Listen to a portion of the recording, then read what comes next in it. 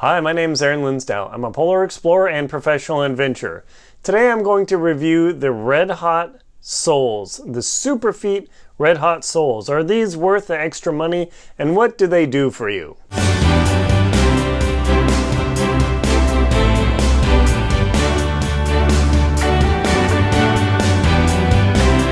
Are the Redhot soles by Superfeet really worth the extra money and effort and weight compared to the green Superfeet or anything else? That's what I'm going to talk about in this video. I've done a lot of polar exploration. I've skied to the South Pole solo, I've trekked across the Greenland tundra, and I'm headed for the Greenland ice cap this year to do an expedition. When am I going to use these Superfeet Redhot soles? Now, I am not sponsored by Superfeet. I don't get any money or free whatever. So this is just my unbiased, hopefully unbiased, review of these insoles. Now, when you're looking for insoles for your boots, and I've got my Alpha Mordre Pro, by the time you're done getting these boots from Norway, you end up spending pushing 2,000 bucks. I mean, they're ridiculously expensive. However, they don't really have any sort of insole to talk about, just like your ski boots or your snowboarding boots. This is where the Superfeet Redhots come in handy. Now, as you can see, I know they look pretty gross, but that's because I've used them for 3, 4, 4.5, 5 months straight. 3 months in Antarctica and multiple other ski trips into Yellowstone and I don't know, wherever else. I'm losing track here. But these guys are incredible because they give you extra insulation. They're a little bit heavier. The foam is a little bit thicker than the green Superfeet, but also they have a Mylar layer on here to reflect the heat back into your feet. Now, I've tried the green Superfeet insoles in my climbing boots and my ski boots. They work okay, but the Redhot soles really did make a difference when I was in Antarctica. Now, just to give you an idea how cold it was, with the wind chill, it was below -100. Very often it was -30 to -50, freezing cold. And even with these and the insoles and the crazy boots and everything else, a couple times my feet got cold just because it was so windy, 40-mile-an-hour winds. Now, these Redhot Superfeet insoles, I'll just call them the Redhots, they actually weigh quite a bit much more than the green Superfeet. Now, does that actually translate the value? Yes, the green Superfeet weigh, I'll just do this in grams, 58 grams, or let's see, it's 2 ounces. And the red Superfeet weigh 72 grams, so quite a bit of difference. That doesn't sound like much, but when you do 72 minus 58 equals 14 divided by 58 equals almost 25% heavier. Now, that's quite a bit of extra weight. You know, so there's the green Superfeet, 58 ounces or grams. The red Superfeet, and depending on when I put them on the scale, maybe about 70 grams. There you go. Those are the red Superfeet. Now, is that 20 to 25% weight actually worth it? And yeah, it definitely is. Now, if you look at this shape, this has been shaped in my boot for months and months and months. And minus the wool fiber and some rubbing from my sock, you can see how well this Redhot Superfeet insert actually lasted. Compare this to my green Superfeet, and even though these are really good, the Redhot, doing 9 hours a day, skiing, towing 300 plus pounds, has held up far, far better than my green Superfeet insert. Now, you might notice why I've put the black Gorilla duct tape onto this insole is because the Mylar on here is somewhat delicate, unfortunately, and that's just the nature of Mylar.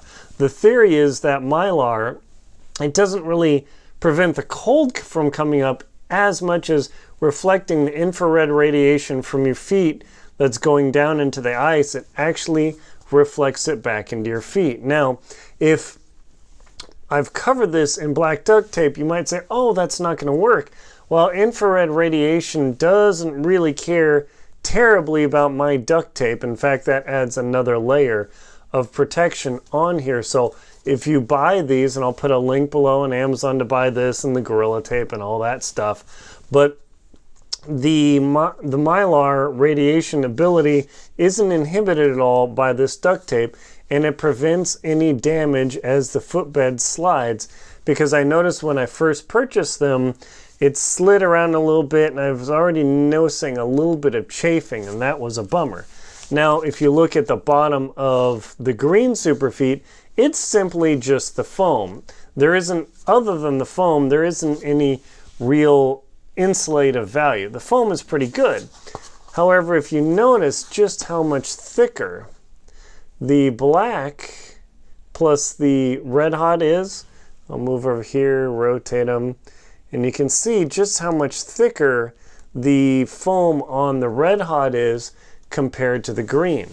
Now, if you look at the plastic base compared to the green, it's pretty comparable. The green has these little tabs that are supposed to flex, but the Red Hot is actually, I would say, somewhat stiffer up in this area, because if you're using this in ski boots or snowboard boots or climbing boots, you don't need a lot of flexibility, if at all. The heel cups, the Red Hots are slightly taller than the green Superfeet. The rise on the instep is very comparable. Let me compare those there. I don't know how to compare those. Let's see. See if you can see that. Let me move my fingers out of the way so you can see them. They're relatively comparable as far as the instep support. I definitely like these much more than the foam inserts that come with, like the foam inserts in my $1,000 climbing boots. Are you kidding me? Now, that is one thing. Superfeet have actually gotten quite a bit more expensive than we used to buy them.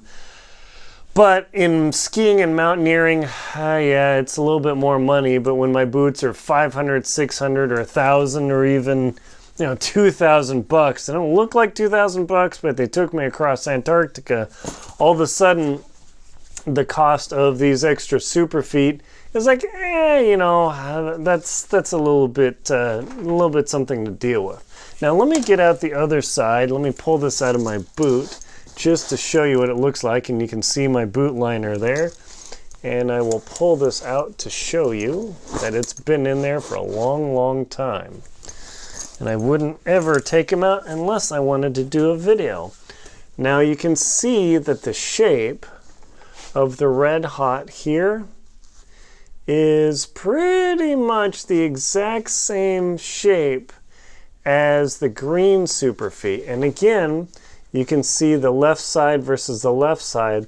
The Red Hots have held up quite a bit better than the greens. When I touch the foam, it is pretty much smashed out completely. This closed cell foam on the green has been fully compressed. However, on the red Superfeet, the foam is still not quite as compressed in the ball of my foot, which is really, really nice. On this area on the outside, I still feel some sponginess that I would expect from the foam, but the foam on the green Superfeet has pretty much hardened to a mold of my feet. As you can see, the red Superfeet have held up very well. They do add quite a bit of volume to your boot and shoe, so if you need to use them, make sure you consider that in how much space, hey, am I going to use this? What am I going to do with that? Just note, it definitely adds some cost, but again, it adds some warmth, and you can see, again, I have added the Gorilla Tape to the bottom to protect it. So if you're suffering from cold feet, climbing, skiing, mountaineering, snowboarding, or whatever, definitely consider these red Super Hot feet, or Super Hot Red, whatever it is, Superfeet Red Hot Insoles, simply because, proof be told, I haven't lost any of my toes in Antarctica. Sweet! Can't recommend them enough. My name is Linsdau. I'm a polar explorer and professional adventurer. Please like and comment on my video, and if you found this helpful, subscribe to the channel to support it. Thank you very much, and be safe in your adventures.